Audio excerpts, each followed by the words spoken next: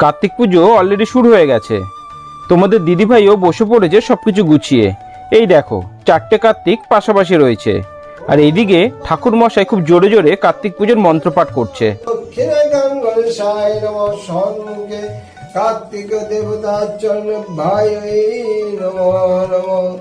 পুজো পুরোপুরি রীতি মেনে হচ্ছে।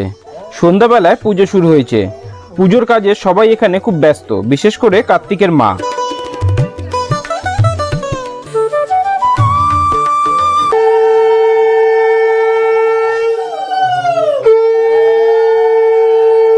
পুজোর পাশাপাশি এখানে রান্না বান্না চলছে, আর আমার দায়িত্ব পড়েছে রান্না বান্না ঠিকঠাক হচ্ছে কিনা দেখার জন্য। বাপের বাড়িতে কার্তিক পুজো, তার জন্য রান্না বান্না চলছে। খিচুড়ি আর আলুর দম হবে, তো এখন আলুর দম রান্না চলছে। তো তোমাদের সবার নেমন্তন্ন, তাড়াতাড়ি করে চলে আসো। খিচুড়ি আর আলুর দম যারা ভালোবাসো তাড়াতাড়ি করে চলে আসো। এরই ফাঁকে তোমাদের দিদিভাই বলল, আলুর দমটা একটু টেস্ট করো যে নুন চিনি ঝাল সব ঠিকঠাক আছে তো। তাই শুভ কাজে আর দেরি কেন, তাই বাটির মধ্যে একটু নিয়ে নিলাম। চিনি লাগবে?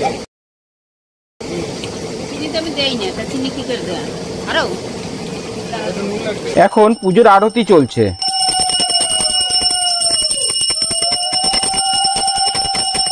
এবার ঠাকুর মশাই আরতি শেষ করে পুজোর ঘর থেকে জল নিয়ে শান্তির জলে মিশিয়ে দিয়ে সবার মাথায় ছিটিয়ে দিচ্ছে। পুজো শেষ হতে না হতেই এই দুই বোন হাসি আড্ডা গল্প শুরু করে দিয়েছে। বাড়ি ভর্তি মানুষজন, তাই সবার সাথে একটু করে কথা বলে নিচ্ছে। কিন্তু তাই বলে তোমাদের দিদিভাই বসে নেই। এখানে খিচুড়ি রান্না করার জন্য খুন্তি নাড়ছে। চালে ডালে মোট 12 কিলোর খিচুড়ি রান্না করছে তোমাদের দিদিভাই।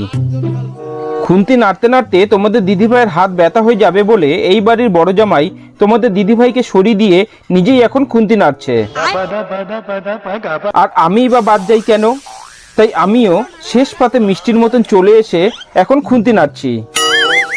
খিচুড়ি প্রায় হয়ে এসেছে, তাই এখন সোমবারটা দিয়ে দিল।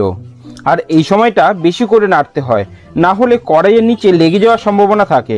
তাই বেশি করে এখন খুন্তি নাড়ছি। এবং তারপর ভাজা মশলা দিয়ে দিল ও সবশেষে ঘি। ব্যাস, খিচুড়ি রান্না শেষ। কি বন্ধুরা, খিচুড়ি দেখে লোভ লাগছে? চলে আসো প্রসাদ নিতে।